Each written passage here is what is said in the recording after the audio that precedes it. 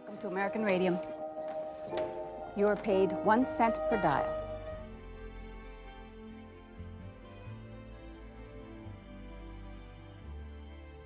Radium Girls were females who worked in a factory painting watch dials with self-luminous paint.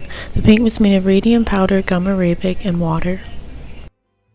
In 1906, Dr. Savon von Sahuki came to the United States. He was a PhD student looking for a way to fund his research when he discovered a self-luminous paint formula.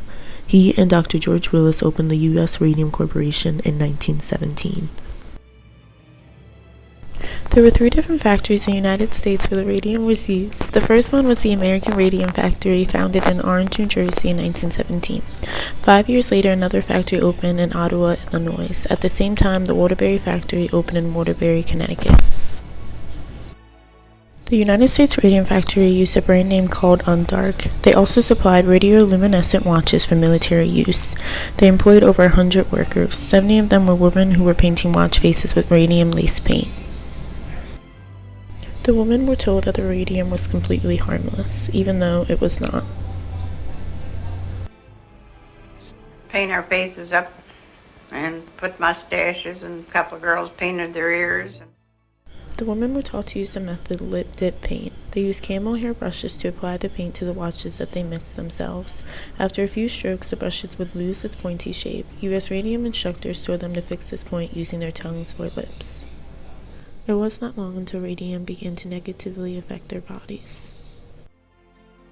Workers from the Radium Dial Company in Ottawa, Illinois started showing radium poisoning signs between 1926 and 1927. These women suffered from anemia, broken bones, and necrosis of the jaw. The companies rejected the claims of workers suffering from radium poisoning. To cover their tracks, the companies told the medical examiners to find another possible cause of death. Developed something called radium jaw, which was necrosis of the bone. The bone was eaten away in their jaw, and it would also then go on to cause all the systemic effects, the effects on the rest of the body. But this radium jaw was...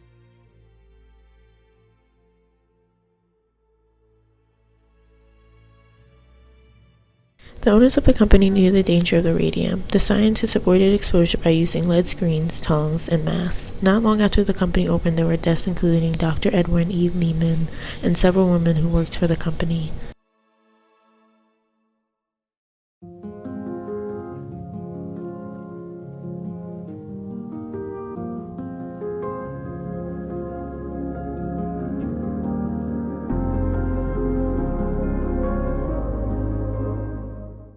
What does this mean for us? We take American Radium down. The fight for their life soon began.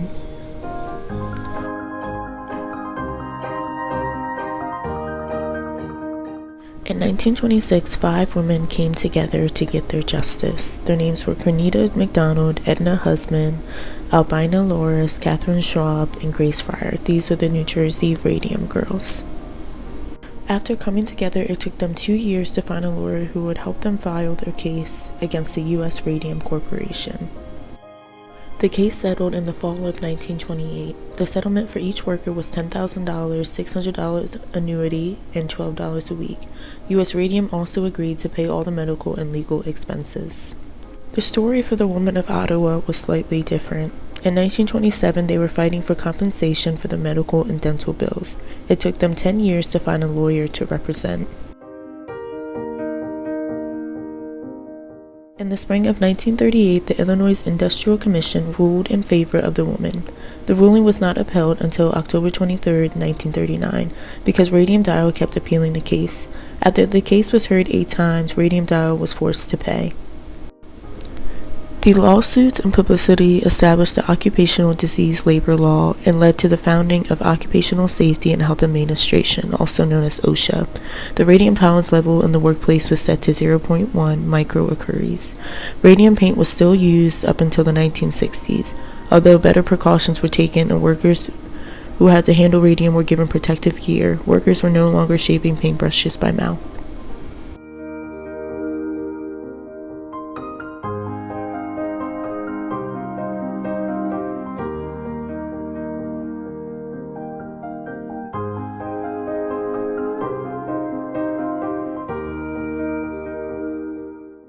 A statue was made with a limp tulip in one hand and paintbrushes in the other. The limp tulip signifies the effect of radioactive touch.